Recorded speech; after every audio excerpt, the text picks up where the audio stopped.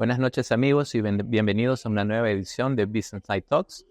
En esta ocasión tengo el gusto de poder compartir una muy grata conversación, estoy seguro, con Juan Carlos Galdós, CEO de Trupal, la empresa cartonera líder del Perú y la más grande, ¿no?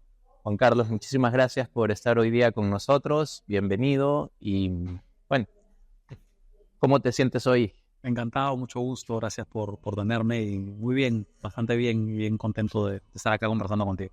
Bueno, mira, te comento un poquito. Nuestra audiencia está formada principalmente por emprendedores y por gerentes, ¿no? Ambos aprecian mucho la trayectoria de reconocidos CEOs como tú, ¿verdad?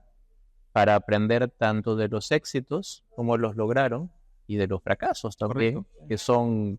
nos dan los aprendizajes más grandes de nuestras vidas, ¿no? Exacto. Entonces, me gustaría que nos empieces a contar desde tu formación, ¿no? ¿Qué estudiaste y cómo te fuiste abriendo paso hasta convertirte en un CEO, ¿no?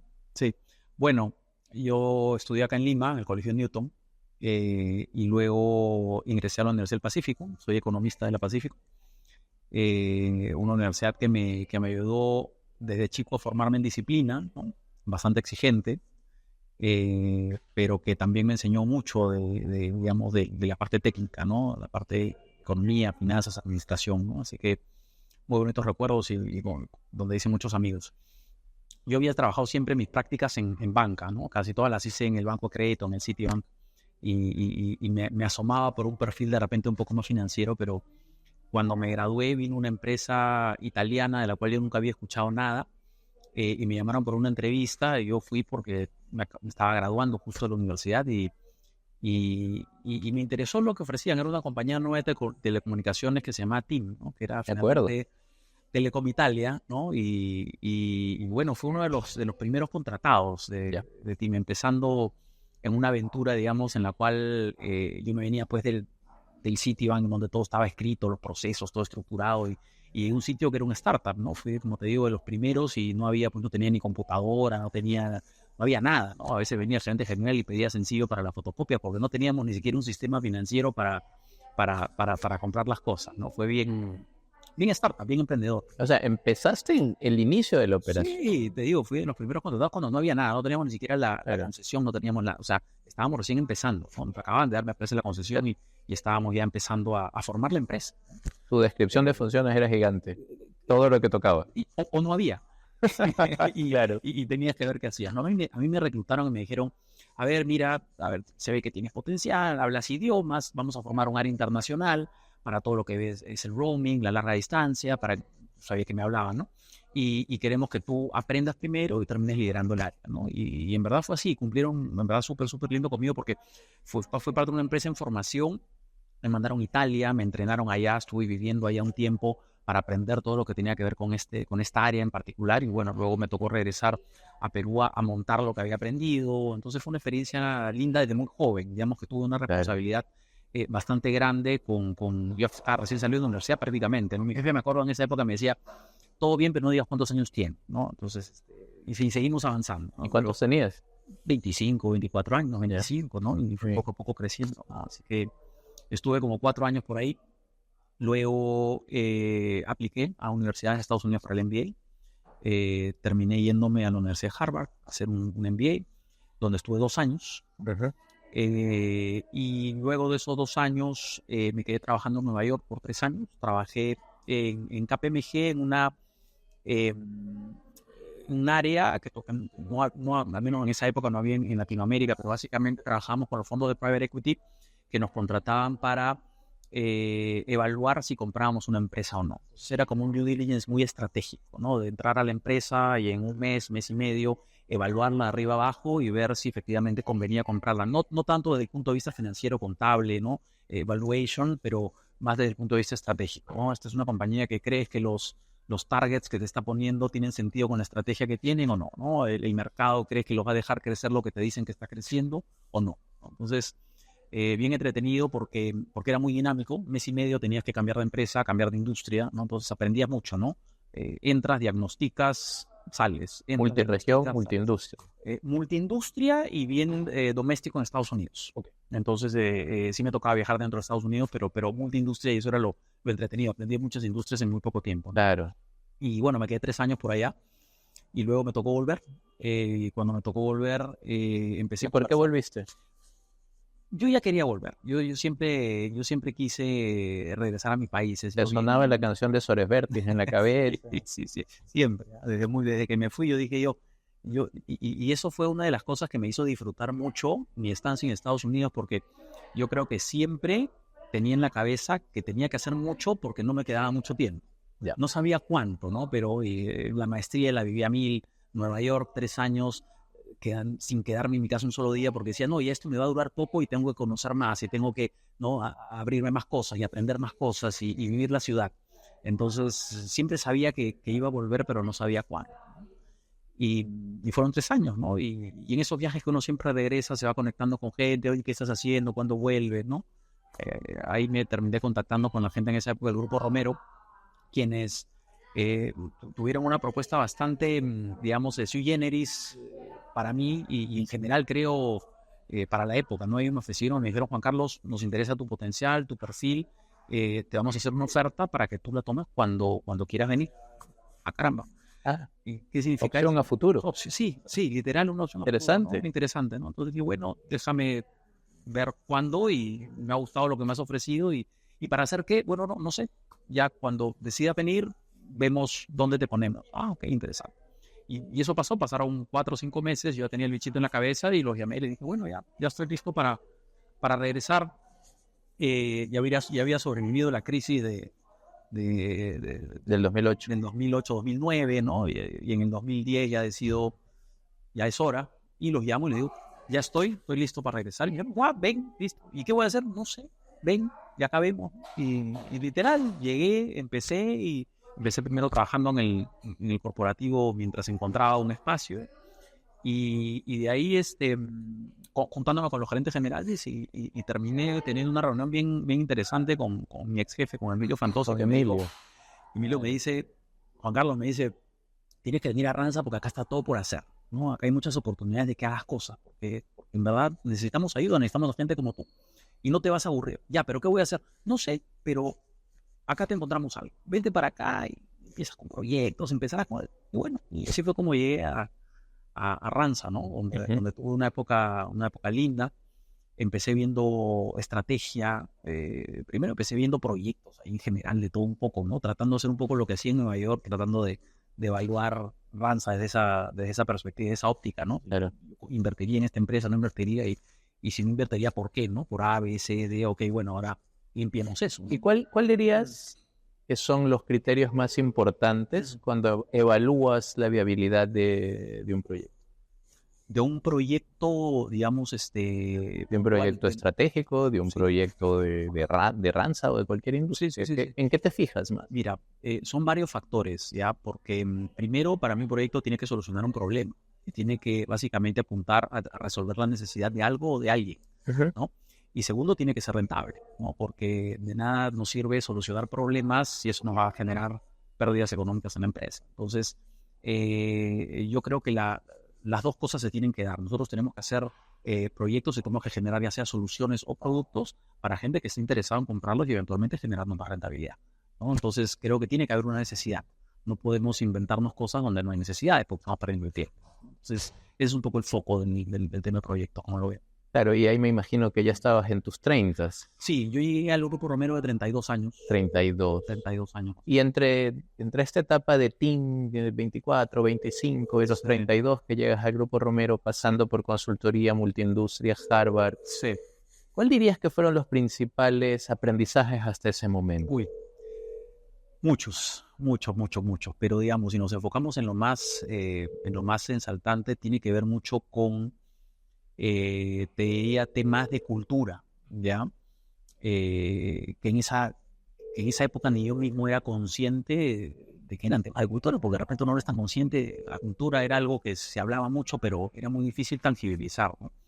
Yo cuando yo tuve una buena carrera en team, voy a Harvard y básicamente uno siente que está con una carrera en ascenso, ¿no? Y siempre de repente el ego, a veces uno lo gana, ¿no? Dice, caramba, qué bonito esto, estoy yendo hacia arriba. Y de pronto llego a Nueva York, en que es una cultura muy competitiva y en la cual en realidad eres uno más.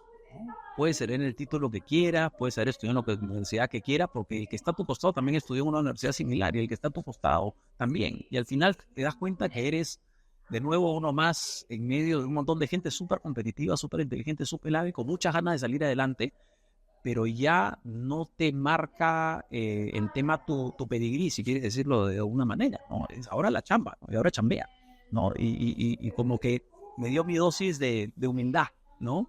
De decir, caramba, ahora remangarse, ¿no? Y ahora empezar, porque ahora sí estás compitiendo de verdad, ¿no? Y eso fue el primer, digamos, aprendizaje, ¿no? Por más de que uno venga de donde venga, o te aterrizan un poquito y un ratito acá, las cosas son distintas, ¿no? Lindo que vengas de donde vengas y bonito poner a tu currículum, pero acá, listo, ahora chambear, resultados, vamos, ¿qué hacemos, no? Claro. Y digamos que eso me aterrizó bastante. Ya. Me aterrizó bastante, me dio bastante dosis de humildad, ¿no? Otro aprendizaje interesante fue mi retorno al Perú. Mi retorno a Ranza fue también muy interesante esa óptica de cultura, porque, claro, yo venía de 3 años en Nueva York trabajando con este tipo de personas muy competitivos, muy hábiles, sacando cosas adelante, sacando todo para ayer, en una industria en la cual también tienes que producir cosas muy rápido, porque tienes que entrar a una empresa, tienes que diagnosticar rápido y tienes que salir para entrar a otro proyecto. Entonces, sí, todo es dinámico, todo es rápido, con gente muy hábil, ¿no? Y de pronto llego a Perú, llego a Ranza, que es una empresa donde yo tuve el shock cultural en el cual la gente no necesariamente iba a la velocidad a la que yo venía, ¿no? Yo venía con un avión y de pronto la cultura era una cultura mucho más, oye, tranquilo, ¿no? Está bien, pero lo podemos hacer la prueba de semana, ¿no? No, ayer, no, acá no funciona así, ¿no? Esto es distinto, ¿no? Y choqué con mucha gente porque, ¿sabes? Yo venía chibolo encima, yo tenía pues 32 años, ¿no? Y había gerentes de muchos años en la empresa que a veces también chocaba cómo venía el chibolo y empezaba a tratar de hacer cosas y ajustarlos, y ahora entrégame, y ahora dame, y ahora esto, porque tenemos que avanzar. Y yo, güey, como que así no funcionan las cosas. Acá un ratito, ¿eh? Me metieron a coaching para que baje mi revolución. No respetas la trayectoria. Exacto, Lo ¿no? escuché en algún momento. Entonces me tocó decir, Bueno, y Juan Carlos, una pregunta, perdón que te interrumpa, pero sí. una pregunta que se me quedó dando vueltas en la cabeza.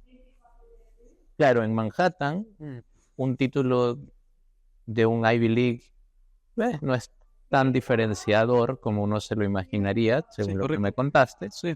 Sin embargo, viniste a Perú y acá Sí. son pocos los Ivy League. Correcto. Sí, ¿Cómo eso hizo parte de tu decisión de volver? ¿Podías entrar a otro nivel aquí? Mira, es una pregunta interesante porque tiene para mí dos puntos de vista, ¿ya? Uh-huh. Uno tiene que ver con la soberbia / humildad y otro tiene que ver con las reales oportunidades para personas con, digamos, de este tipo de educación en el mercado peruano. Yo tenía un amigo americano que me decía, oye, tú tienes mucha suerte, me decía, porque tú estás en una súper buena universidad y cuando retornes a tu país, en verdad, pues, son pocos, como tú dices, y por lo tanto te va a ir súper bien y va a ser muy fácil hacer una carrera exitosa, ¿no? Y lo cual me di cuenta que es parcialmente cierto solamente, porque sí puedes venir a buenas universidades, podemos ser pocos, pero también estamos en un país chico y en un mercado muy chico, en el cual tampoco sobran las universidades, y no es que seamos 4 gatos tampoco, hay gente que a determinado nivel de educación sí sale fuera y sí regresa, y no son tantas las empresas que contratan, digamos, a gente, entonces también termina siendo un mercado bastante competitivo, y te diría incluso que la conversación que tuve con este amigo iba por el lado de, al final terminamos en que creo que tú tienes más oportunidades que yo, estando en un país mucho más grande, con empresas que están por todos lados, y que eventualmente de repente puede, digamos, el nombre estar más adecuado a eso, pero también el tamaño de oportunidades y el número de oportunidades que hay termina siendo mayor. Entonces, bueno, nunca sabremos la respuesta final, pero ese es uno de los... muy interesante el analizar ambos lados. Interesante. Y el otro, no sé si enfocarlo por el lado de del tema del nombre, porque el nombre que mencionas que el nombre de Harvard es un nombre que efectivamente te abre muchas puertas, ¿no? Pero también se asocia con se cree, ¿no? Se cree. ¿no? Ya. Entonces, claro, ¿qué es lo que pasa? Que de repente hay gente que sí, y hay gente que por decir yo estudié acá, ya te da un estatus y se creen con derecho de repente por mirar por encima del hombro al que no lo hizo. Y fue uno de los puntos que a mí me jugó al revés, digamos, ¿no? Yo por estar advertido de eso, a veces me iba al otro extremo. Y a veces cuando me preguntaban, oye, ¿dónde estudiaste? Yo a veces respondía, estudié en Boston, ¿no? Y sin dar mayor detalle, porque no quería, ¿entiendes? Crear una barrera adicional. Exacto, y yo sonar como el, yo estoy en Harvard, ¿no? Claro. Y sonar el que, y por lo tanto puedo saber más que tú. Era algo que yo sentía que me creaba una barrera. Y trataba de irme al otro lado eso no es relevante para mí, ¿no?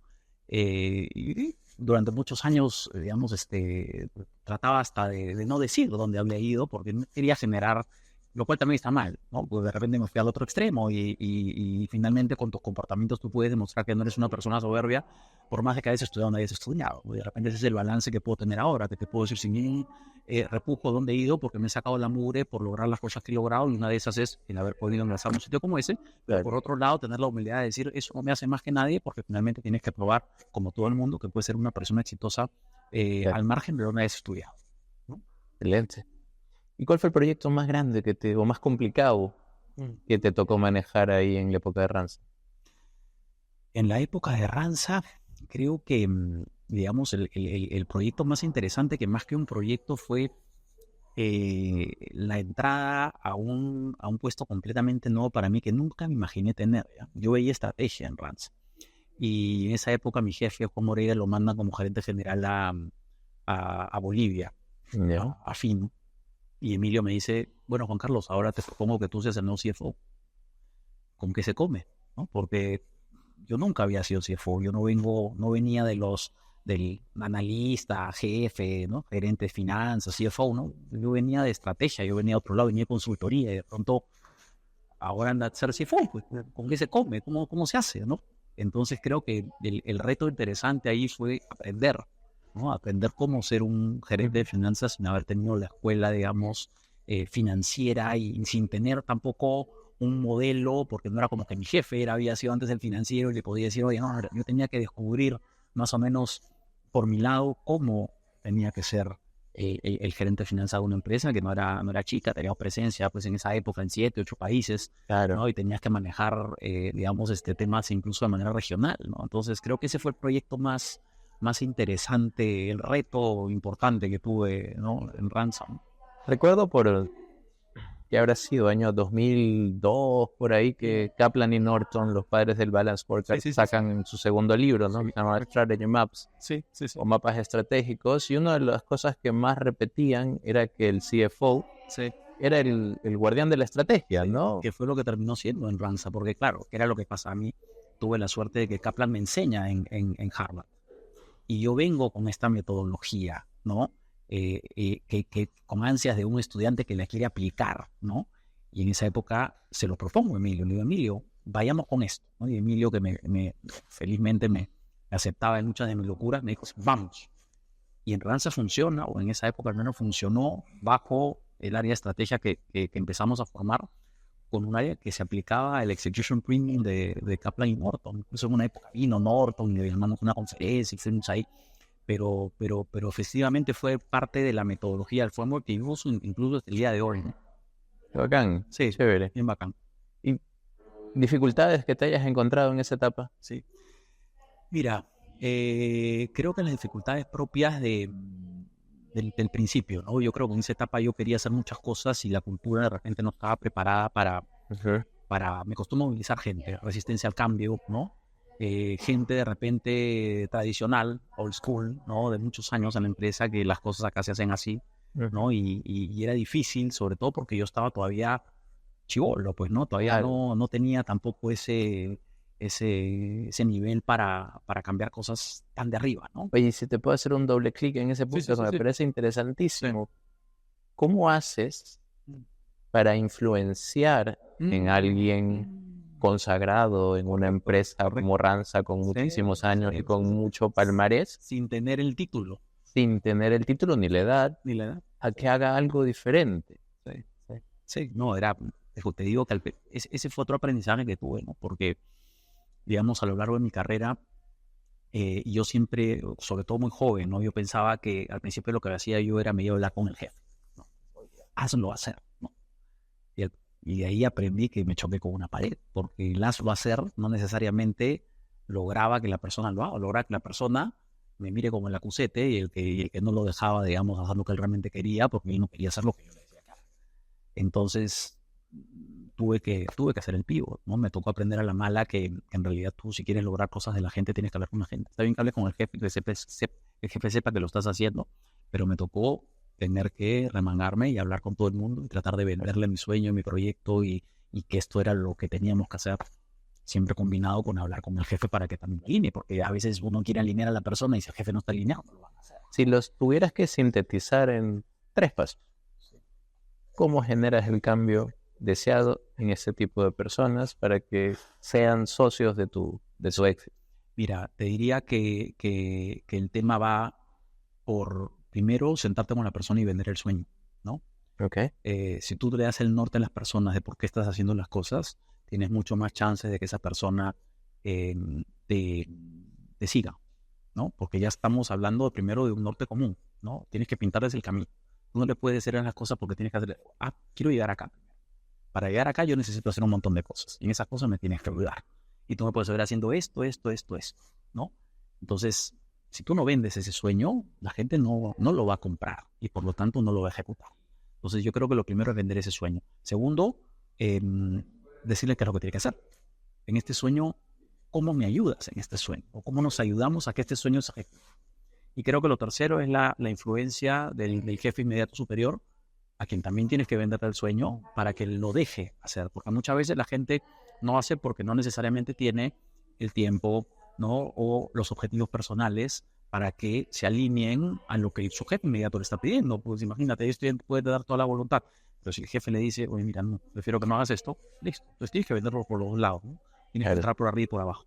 Si yo estuviera aquí ahorita con Emilio o con algún par tuyo en la época de Ranza y les preguntara cuál es el recuerdo que tienes del paso de Juan Carlos por la empresa, ¿qué crees que me responderían? Pucha, al principio era bien pesado, seguro, ¿no? Porque,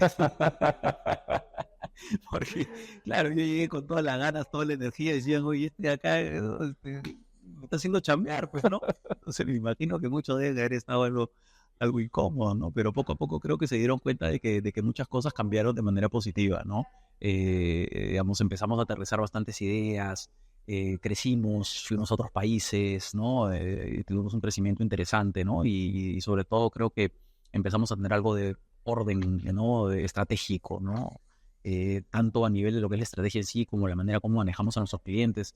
Dentro de este tema de mapa estratégico, empezamos a hacer la gestión estratégica de clientes también, cambiamos muchas cosas en el área comercial para que se alineen a la estrategia y creo que se pueden acordar bastante de eso, ¿no?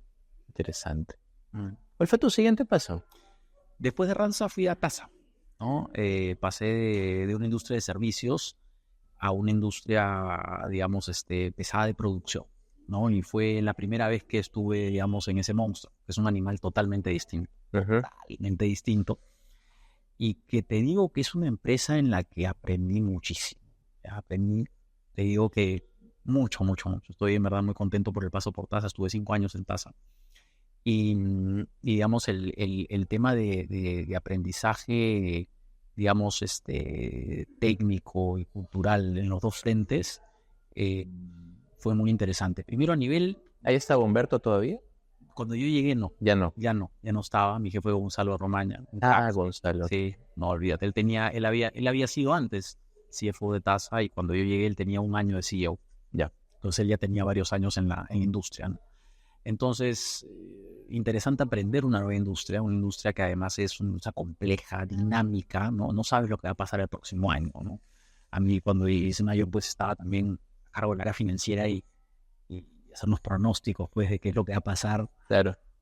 Chúntale, pues, ¿no? Porque depende de un montón de factores. Pronostica la cuota y pronostica el precio de la harina. Y no solo es como pronosticar el resultado del partido de fútbol de mañana. No solo eso, sino que encima de eso tienes que ver el factor político. Porque tú puedes tener la biomasa y puede venir el tema político y te dicen bacán, pero no quiero que la pesques. solo vas a pescar un porcentaje de eso porque yo creo que tengo el fundamento para decidirlo y lo hacen, ¿no? Entonces le agrega complejidad al sistema y a la proyección. Entonces es una industria en la que tienes que estar acostumbrado a los altos y bajos, ¿no? A que hay veces que te va bien y hay veces que haciendo las cosas bien no te va bien, ¿no? Porque no depende de ti, ¿no? Entonces hay un factor exógeno importante, ¿no? Temporalidad, ¿no? Hay, digamos, del año entero, solo terminas, tú pescas en 2 temporadas, pescas y produces en 2 temporadas, y en total estás hablando de entre 4 a 6 meses que produces en todo el año. Entonces, en realidad, generar nuevos productos, hacer pruebas, todo lo tienes que hacer en temporada. Entonces, tienes mucho tiempo muerto entre una temporada y otra, y termina, pues, cuando quieres hacer algo nuevo, ya tenemos que esperar a que haya pescado para probarlo. Entonces, tiene su grado de complejidad. Ahora, ¿Tú participaste en el proyecto de la planta Omega 3? No, yo llegué cuando ya estaba hecha.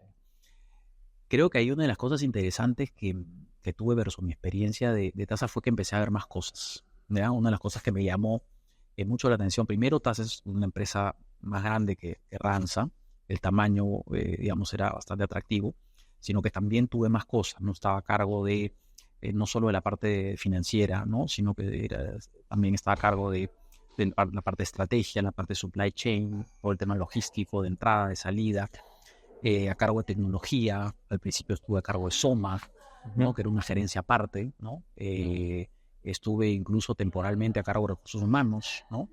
Entonces, al final, terminé aprendiendo mucho de ese tema, digamos, entre comillas, técnico, por la cantidad de que vi, ¿no? Y las áreas que no vi me terminaba metiendo igual, porque es una de las cosas que le agradezco mucho a Gonzalo, mi jefe, porque me dio la libertad, y no solo me dio la libertad, sino que me empujó a conocer de todo, ¿no? Entonces, yo iba a las reuniones de otras áreas de operaciones, comercial, con él, ¿no?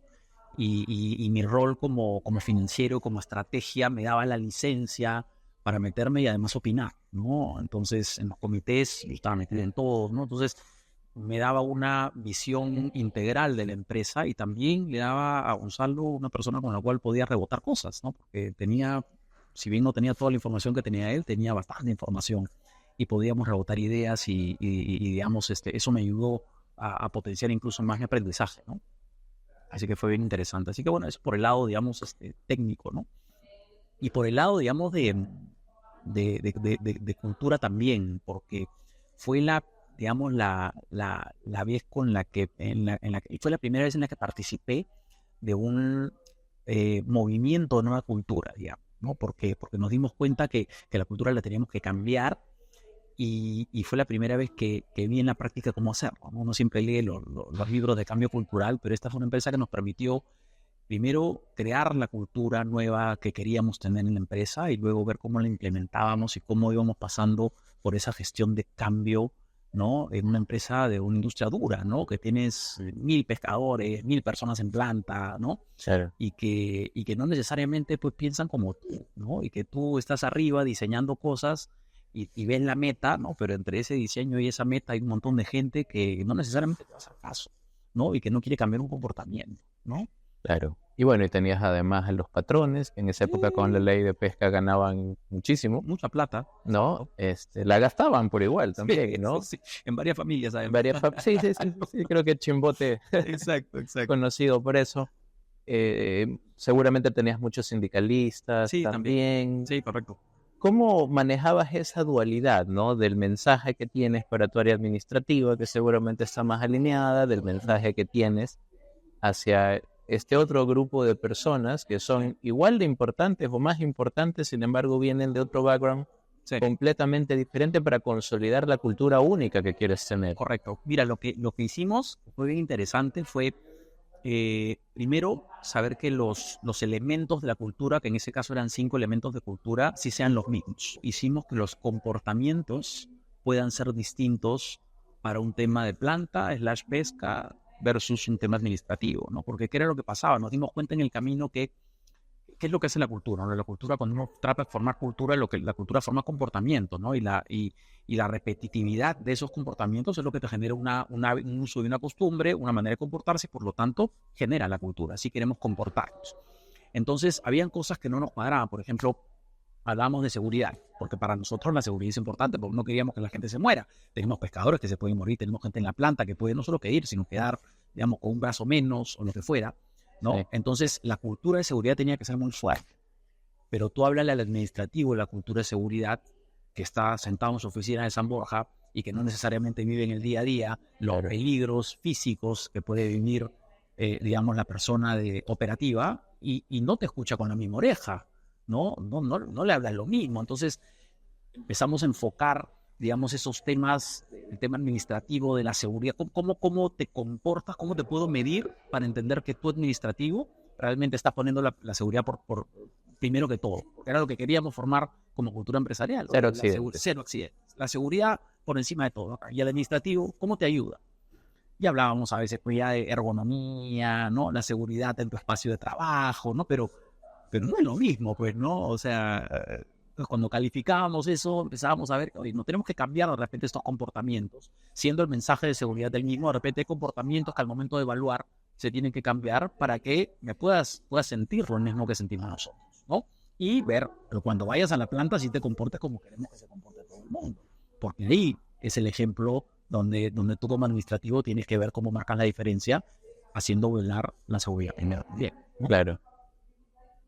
Claro, recuerdo haberle agradecido la vida al chico de salud, de seguridad operacional y medio ambiente, cuando me dijo, ponte el casco, ¿no? Cuando yo subía a una bolichera, yo pensé, no vamos ni a salir, ¿no? Y justo como que vino un pequeñito oleaje y al bajar una escalera casi que me resbalo, y si no era por el casco, hubiera tenido un fierro aquí, tendría una marca así inmensa en este momento. Agradecí el casco, ¿no? Y justamente esos riesgos pueden estar o materializarse cuando menos los esperas, ¿no? Mira, yo tuve una suerte ya, porque te voy a decir, ya desde ahora, desde mi punto de vista, es suerte, ya, pero yo me acuerdo cuando recién entré a TAS, a los 3, 4 meses, yo dije, oye, quiero entrar a un barquito, quiero ver cómo es, ¿no? Realmente yo estaba viendo varias áreas en la empresa y...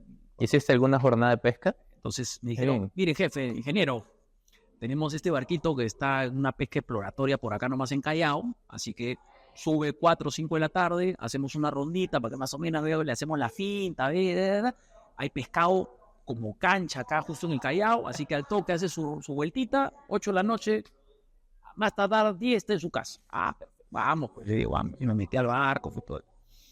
Y efectivamente subí 4 o 5 de la tarde y empezamos a hacer la vuelta y me decía, oye, acá no hay pescado ahorita, pero un poquito más allá sí. Ok, avanzamos, bueno, acá un ratito no hay, un poquito más allá sí. Y de pronto ya eran las 8 de la noche, no habíamos hecho ningún ejercicio de pesca. Me dice, jefe, un ratito siéntese acá porque vamos a avanzar, ahí comamos un ratito. Entonces me senté con ellos, comí. Y ahorita empieza la pesca, ahorita empieza la faena. Acá. 3 horas, 4 horas, 2 de la mañana y no salí el pescadito.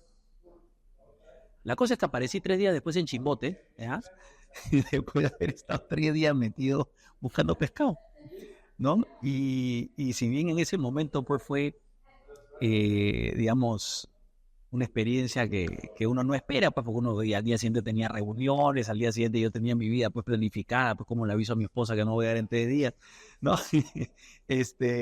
Al final tuve la experiencia de poder realmente vivir claro. lo que vive esta gente. ¿Y cómo te cambió de perspectiva eso? Es que es bien interesante, porque claro, de repente a veces uno como financiero dice, no, corta acá, y a veces un ratito, pero no lo puedes cortar eso, porque ya entendí qué cosa es lo que necesitan, pues, ¿no? Empiezas a escuchar la voz de tu cliente interno de repente, y dices, ya estoy entendiendo tu necesidad, ya sé por dónde van tus quejas, ya sé por dónde van tus reclamos, ¿no? Si quieres pedirme plata para colchones, tienes que tener buenos colchones, porque yo ya dormí en esos colchones, ya sé lo que es, pues, ¿no? Entonces, claro, sí te cambia mucho el poder haber pasado por esa experiencia, ¿no? Cuando me hablan de cómo es la seguridad de una faena de pesca, ya vi lo que es estar en el barco, darle la vuelta, todos los riesgos a los cuales están expuestos, ¿no? Es distinto cuando estás sentado en la oficina, ¿no? Claro. Entonces te da una perspectiva completamente distinta de las cosas, ¿no? Así que bien interesante. ¿Te ayudó a conectarte más con la gente? Claro, por supuesto. Te digo que me sacaba mi teléfono, pues, ¿no? Y Navidad, Año Nuevo, me escribían, me llamaban, ¿no? Eres ingeniero. ¿Y qué hacías el día de San Pedro y San Pablo? Sí, bueno, hay que ir a la misa, pues, ¿no? O sea... Llevaban a pasear ahí en Chimbote, en la bahía. Aquí en Callao también. Al Callao también. Sí, también. Todas las sedes Teníamos 11 plantas y cada sede tenía su misa, ¿no? Su celebración de San Pedrito. Así que no, muy interesante. Interesante. Sí. ¿Qué pasó después de Tasa? Bueno, de Tasa viene Tú eras Tupal. casi un gerente general adjunto, prácticamente. Era ¿no? como una suerte de gerente general adjunto, efectivamente, y yo ya sentía que quería dar el paso hacia una gerencia general. Entonces se dio la oportunidad con el Grupo Gloria, con Trupal, Ujú. una empresa linda, de muchos años también, muy Líder en el mercado, líder en con el una gran mercado. trayectoria. Exacto, ¿no? Que tiene todos esos checks. Muy similar, te diría, en general a mis dos experiencias, A ¿no? Tasa y Randstad. Exacto, Las tres ¿no? son líderes, Las ¿no? tres son líderes en cada una de sus industrias, una industria dura también, ¿no? Son, por lo que yo siempre digo, he trabajado en industrias bien poco sexy, ¿no? Nadie sale del colegio diciendo, quiero trabajar en pesca, ¿no? Quiero trabajar haciendo cartones, ¿no? Eso no existe, pues, ¿no? O sea, son industrias en las cuales Bueno, eventualmente... ya que has trabajado en Nueva York, no te quejes. Es verdad, es verdad. Pero uno les agarra cariño al tema, el tema industrial, creo que en general, viendo hacia atrás no me hubiera incomodado ser ingeniería industrial porque es bien, bien apasionante también, ¿no? Es bien interesante cómo realmente empiezas a ver lo que produce un país, ¿no? Y Ujú. empiezas a conectar ya ves, ¿no? Tangibilizas el hecho de lo que tú estás haciendo, genera empleo, genera, ¿no? Movimiento, ¿no? En las máquinas, y cuando las máquinas empiezan a andar y empiezan a ir a la velocidad, ¿verdad? Pues es apasionante, ¿no? Es bien, bien, bien apasionante. Bueno, yo diría que es una industria derivada de muchas industrias, ¿no? Correcto, efectivamente. Estás Terminamos presente en atendiendo todo. a casi todo, ¿no? A casi todo, efectivamente. Ahí se nos escapa la minería, pero ya vamos a encontrar algo para meternos ahí también. Algo tenemos que hacer distinto. Interesante. ¿Cómo cambia tu espectro estratégico Sí, al mira, estar en una empresa que de repente le sirve a muchos, ¿no? sí. Yo creo que uno de los temas, digamos, distintos versus mi experiencia al menos de Tasa, es el tema comercial, ¿no? El tema comercial es muy distinto porque en Tasa nosotros vendíamos también B2B, pero nuestros clientes estaban en China, ¿no? Vendíamos harina, aceite, pescado, ¿no? Y la venta era un poco distinta. Y yo al final no estaba a cargo, digamos, del área comercial. Yo creo que acá lo interesante es que precisamente siendo un B2B, teniendo tantos clientes y muchos clientes grandes, creo que el tema del foco en la centricidad en el cliente, ¿no? Y todo eso es algo distinto de lo que venía yo en la escuela de Tasa, digamos, ¿no? Bueno, a ver, no por desmerecer la pesca, porque tiene muchas complejidades y es una ciencia Sí, y un arte, pero sí. se vende sola la harina de Sí, sí, sí, pescado, sí. no, no, el foco no es comercial Sí, sí. principalmente. El gerente comercial de Tasa no te va a querer mucho cuando dices eso, pero, No, pero, tampoco me quiso el de Copeinca cuando dije esto, pero bueno, o sea, tu sí, principal desafío no sí, es comercial, no, por decirlo es de más alguna operativo, manera, es más operativo. ¿no? Totalmente Totalmente. operacional. Ah, Mientras que el cartón, sí, industrialmente sí, hablando, o sea, con las máquinas que me imagino que tienen o que he visto que tienen, eso fluye. Y el tema ahí sí es comercial. es correcto. Propuesta de valor, Sí, sí, pricing, sí, nivel de servicio, 100%, 100%. Y es una relacionamiento. gran diferencia, te diría. Yo siento que son industrias totalmente distintas, Claro. precisamente por lo que me estás diciendo. La estrategia tiene que ir por otro lado, ¿no? Ya no es necesariamente solo la eficiencia Bueno, y operacional. sin contarme secretos, Mm. ¿por dónde va la estrategia Es que creo que general, va, no? es que va hacia eso. Nosotros tenemos que ser no solo la empresa más grande, sino tenemos que ser la empresa con mayor calidad, con mayor, digamos, rapidez en atención a nuestro cliente, poner al cliente primero, ¿no? O sea, yo creo que una empresa B2B de este tipo, en la cual las cajas sirven para, digamos, empacar otras cosas, ¿no? Le sirve a nuestros clientes para poder hacer andar su negocio. Entonces, eso tiene que ser hecho de buena manera, con buena calidad, con buen servicio, sin reclamos, innovando constantemente, ¿no? Entonces, eso es lo que tenemos que hacer, ¿no? Y justo has sacado la palabra por la cual te iba a preguntar, porque Mm. durante el transcurso de esta conversación, la palabra innovando, innovación, ha salido de ti mucho. ¿Por dónde puede venir la innovación en una industria como la del cartón? Mira, en realidad la innovación puede venir de muchos aspectos. Si vamos a un aspecto mucho, digamos, súper grande, la innovación puede venir por reinventar el negocio, ¿no? O sea, cómo eventualmente podemos hacer un negocio que siendo duro y que siendo producción de cartón, ¿y cómo lo hacemos diferente? ¿No? Y no lo sé, todavía no tengo la respuesta.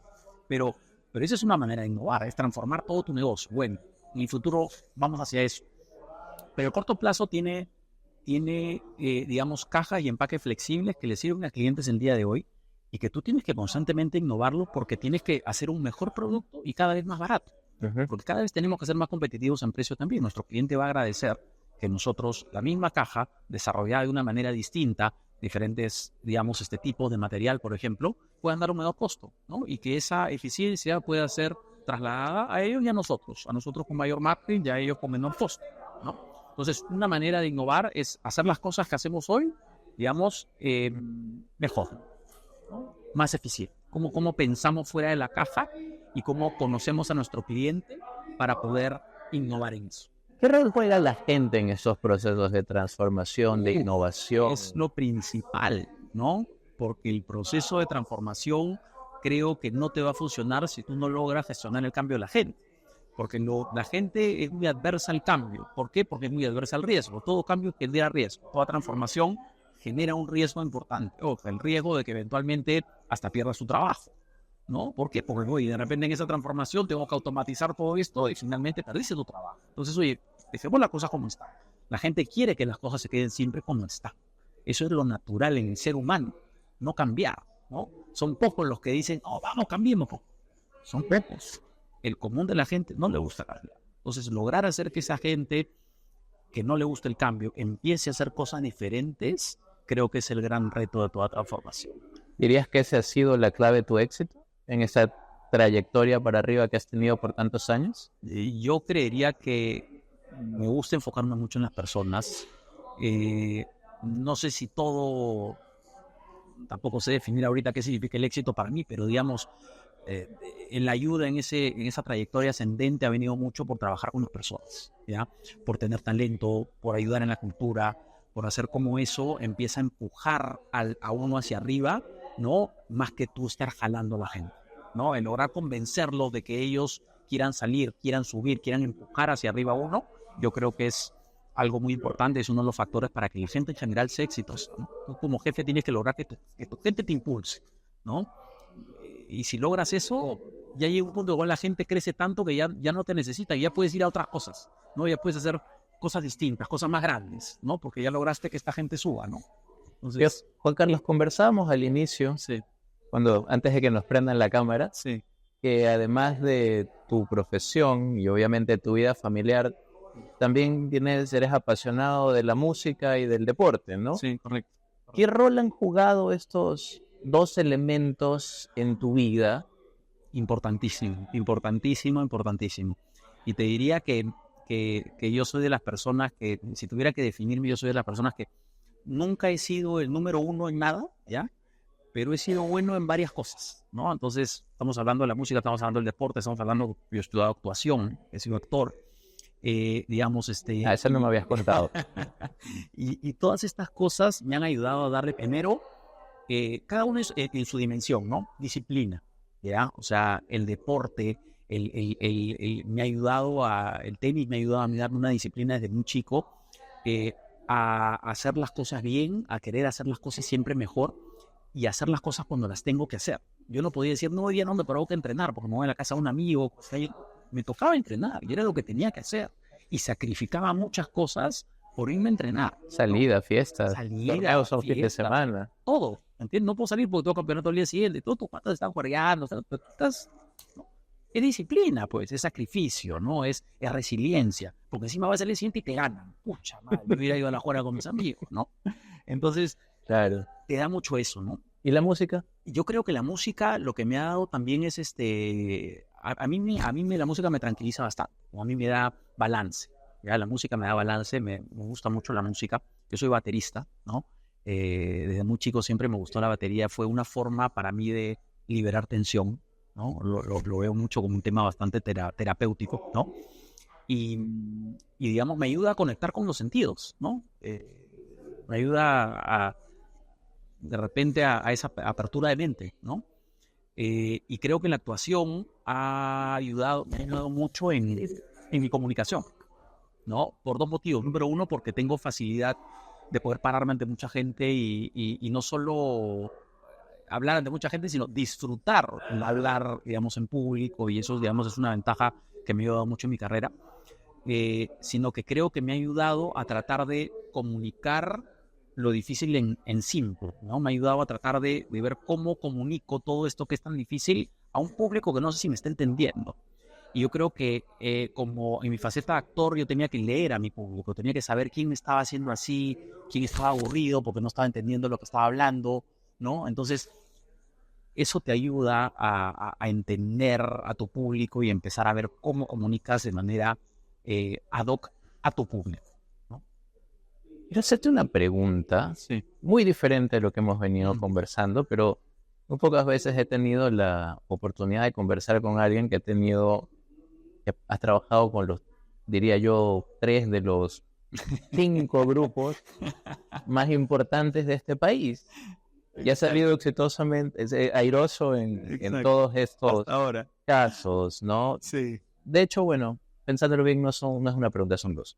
Uno, ¿qué crees que tengan estos grupos en común Sí. para haberse mantenido tanto tiempo tan arriba? Sí. Yo creo que mira, los 3 son grupos muy diferentes, ¿ya? Son grupos muy diferentes y con culturas muy diferentes, pero creo que si hay algo en común es el hecho de haber tenido grandes emprendedores en la cabeza, ¿no? Yo creo que formar los monstruos que han formado, digamos, es una tarea muy, muy difícil, muy, muy difícil. Y creo que, digamos, los empresarios que han tenido al frente han tenido esa valentía, ese coraje empresarial para apostar por el Perú, ¿no? Para hacer que las cosas vayan creciendo, ¿no? Y han crecido con el país, ¿no?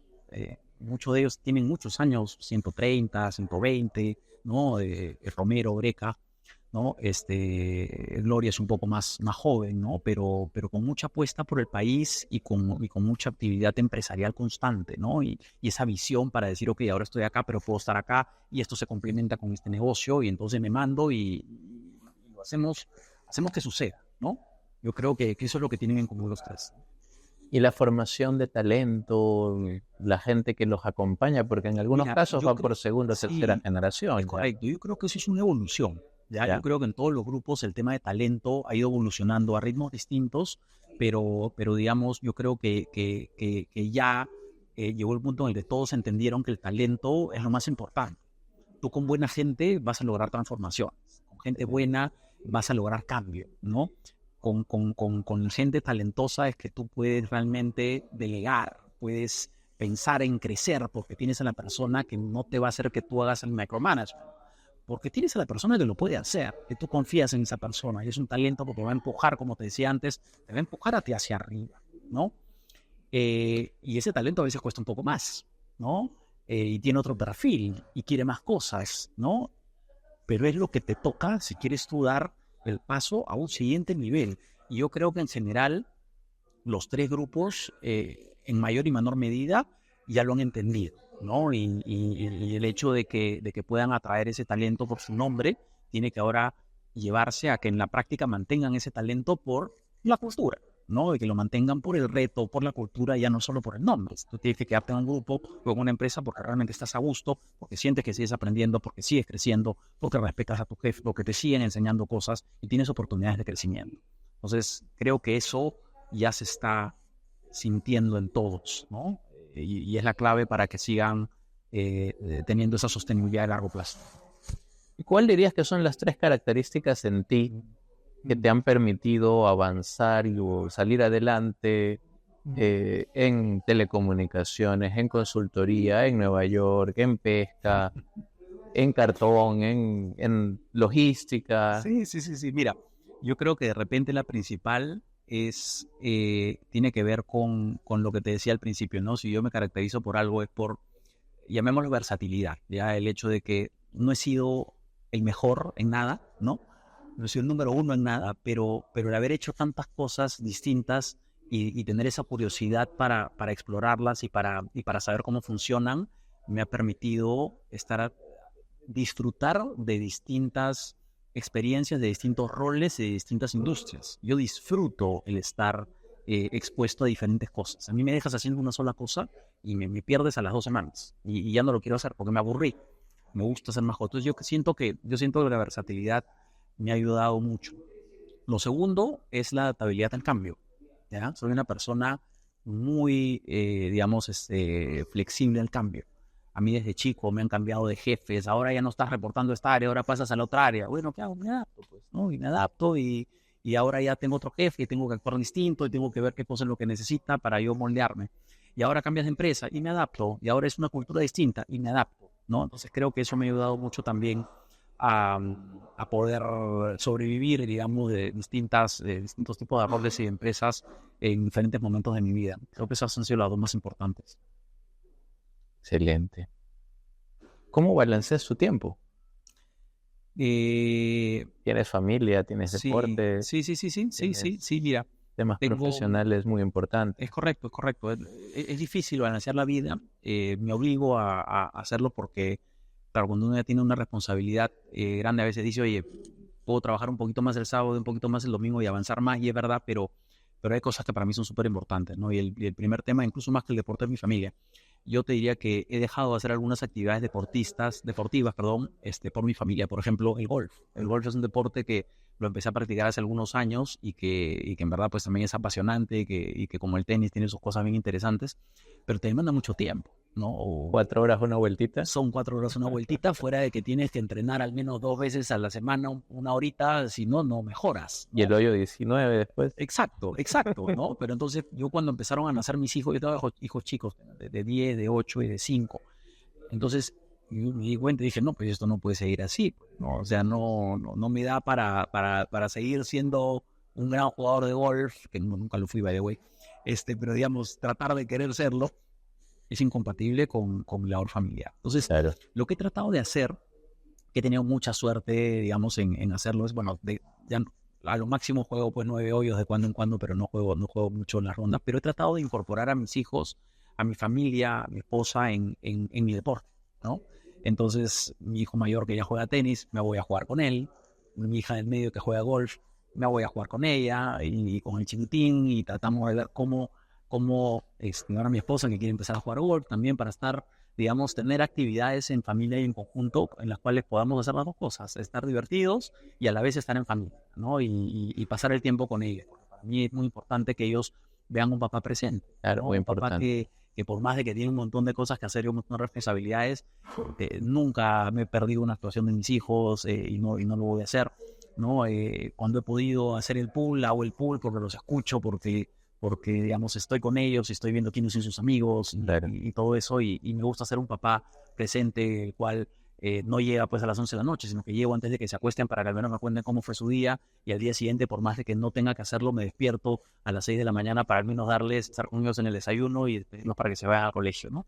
Son pequeñas cositas que trato de balancear en mi vida. Excelente. Juan Carlos, lastimosamente, cuando uno está teniendo una conversación tan agradable como esta, nuestro principal enemigo es ¿Es el el tiempo. tiempo? Así que te pediría por favor que te dirijas a nuestra audiencia y le dieras 3 consejos. Mira, en realidad yo creo que tenemos que ser muy conscientes de que no todo en la vida es, digamos, que no todo nos lo hemos ganado con el esfuerzo, ¿ya? Tenemos que estar preparados para cuando nos toque la oportunidad, ¿ya? Es una mezcla importante, creo yo, el hecho de que encontremos el match entre la suerte y el esfuerzo, ¿no? Conforme uno va creciendo, cuando uno es chico, tú me preguntabas a mí de chico si yo consideraba que hasta lo que en ese momento consideraba que era el éxito había venido por esfuerzo, por éxito. Yo diría que en ese momento te hubiera dicho el 100% viene por mi esfuerzo. Yo me he sacado la mugre por estar acá, yo me he sacado la mugre por entrar a esta universidad, y por lo tanto mi esfuerzo es el 100% de lo que yo he logrado. Pero conforme uno va creciendo, empiezas a ver que hemos tenido, al menos en mi caso, un privilegio de haber nacido donde nací, haber ido al colegio al que fui, no haber tenido el acceso a educación, ¿no? De haber tenido unos padres que pudieron pagárnosla, ¿no? Y que por lo tanto, de repente, pues sí, bacán que me esforcé y que pude lograr la oportunidad, ¿no? Pero que no necesariamente todo fue mi esfuerzo, ¿no? Tuve una suerte que mucha gente de repente, incluso en un país pobre como el de nosotros, no tiene, ¿no? Entonces, ¿cómo metemos esa parte en la ecuación, ¿no? En la parte de qué suerte que tuve la oportunidad de tener algunas cosas que mucha gente no tuvo, por lo tanto, eso me ayudó y encontrando la oportunidad adecuada, ese esfuerzo de repente te puede catapultar. Pero ser conscientes de eso, ¿no? Y de cuánta gente no tiene la oportunidad que tenemos nosotros. ¿Y qué vamos a hacer al respecto? ¿No? ¿Cómo podemos hacer que gente que no tiene la oportunidad, no todo lo podemos manejar, pero hasta qué punto podemos contribuir a que cada vez más gente la tenga, ¿no? Y que puedan competir, ¿no? Que todos podamos lograr el éxito, lo que se llama el éxito, que todavía no tiene una definición clara, ¿no? Excelente. Bueno, muy importantes reflexiones nos deja Juan Carlos sobre cómo se define el éxito, cómo alcanzamos éxitos en los emprendimientos o en las empresas en las que estamos, visión clara, transmitir un propósito, comunicárselo a la gente, preocuparse por la gente, versatilidad, adaptabilidad y humildad, 3 palabras que me gustaron mucho y que repites mucho en esta conversación. Creo que nos dejas un mensaje muy importante. Solo me queda agradecerte por tu tiempo y por la generosidad con la que nos has compartido todas estas vivencias. No, a ti y bueno, muchos saludos para todo el mundo y muchas gracias por tenerme. Gracias a ti.